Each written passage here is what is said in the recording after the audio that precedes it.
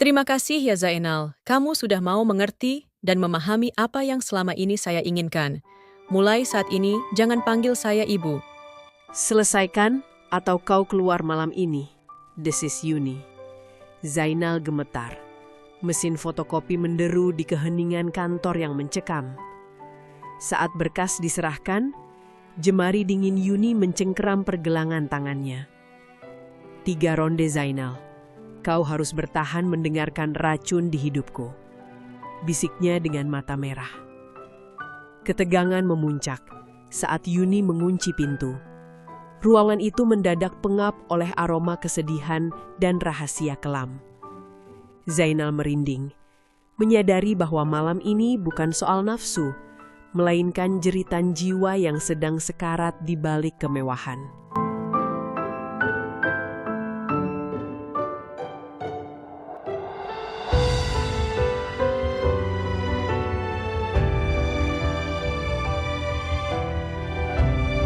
Suara langkah sepatu hak tinggi Yuni bergema di lorong kantor yang sunyi. Sebagai CEO muda yang menyandang status janda setelah suaminya wafat dalam kecelakaan tragis, ia dikenal sedingin es. Zainal, panggilnya ketus. Seorang pemuda dengan seragam OB yang rapi namun pudar warnanya mendekat. Iya, Bu CEO, ada yang bisa saya bantu? Yuni melemparkan setumpuk map merah ke meja. Fotokopi berkas ini, jangan ada yang miring, jangan ada yang kotor. Ini dokumen proyek triliunan rupiah.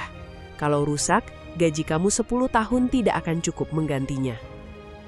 Zainal menunduk, tangannya gemetar sedikit saat mengambil map itu. Baik Bu, segera saya kerjakan. Di ruang arsip, Ridwan dan Jamal sedang sibuk merapikan kertas yang berantakan. Mereka melihat Zainal datang dengan wajah pucat. Waduh Nal, kena semprot lagi sama Nyonya Besi? Tanya Ridwan sambil terkekeh pahit. Diamlah Wan, ini berkas penting sekali, sahut Zainal. Jamal mendekat, berbisik. Kamu tahu tidak, Bu Yuni itu galak karena kesepian. Sejak suaminya meninggal, dia cuma hidup untuk angka dan kertas. Hati-hati Nal, jangan sampai kamu yang jadi sasaran amarahnya kalau mesin ini macet. Zainal hanya diam. Matanya menatap mesin fotokopi yang bekerja ritmis, seolah menghitung detik-detik hidupnya yang penuh tekanan. Pukul 8 malam, kantor sudah kosong, menyisakan lampu ruangan CEO yang masih benderang. Zainal mengetuk pintu dengan perlahan. Masuk? Suara Yuni terdengar serak. Saat Zainal meletakkan berkas di meja, ia melihat Yuni sedang memegang bingkai foto suaminya dengan mata sembab. Yuni mendongak, menatap wajah Zainal yang bersih namun tampak lelah. Kamu punya waktu Zainal? Saya butuh seseorang untuk menemani saya, ucap Yuni tiba-tiba. Maksudnya Bu, saya harus lembur bersihkan ruangan? Yuni berdiri, mendekat hingga harum parfum mahalnya menusuk penciuman Zainal.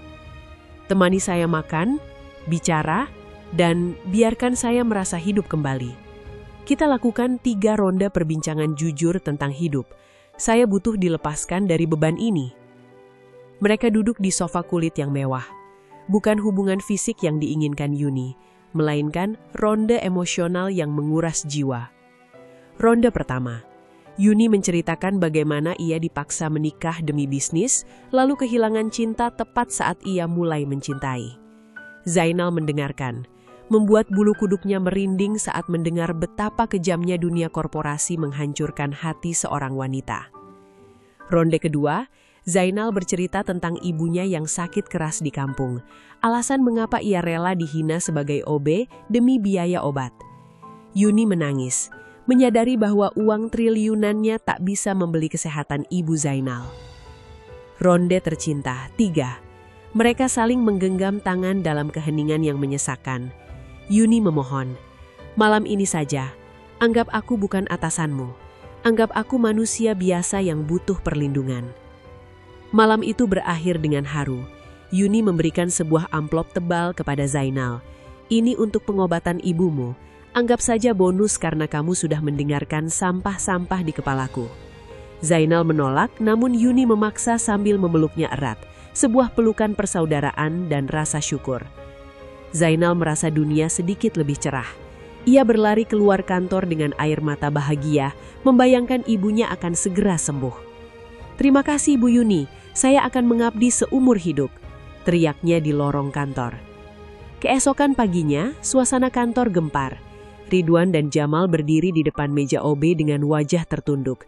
Zainal datang dengan senyum lebar, namun senyum itu luntur seketika. "Nal, Bu Yuni." Jamal tidak sanggup melanjutkan kata-katanya. Yuni ditemukan tak bernyawa di kursi kebesarannya subuh tadi karena serangan jantung kronis yang selama ini ia sembunyikan dengan obat-obatan dosis tinggi. Di atas mejanya terdapat sepucuk surat untuk Zainal. "Zainal, 3 ronde cerita semalam adalah saat paling tenang dalam hidupku selama 5 tahun terakhir. Terima kasih sudah menjadi manusia di depan seorang robot sepertiku. Perusahaan ini sudah kuatur untuk memberikan beasiswa padamu. Maaf, aku harus pergi menemui suamiku." Zainal jatuh terduduk. Uang di tangannya terasa berat dan tak berarti. Ia menangis sejadi-jadinya di tengah ruang kantor yang mewah, namun sekarang terasa sangat dingin dan kosong.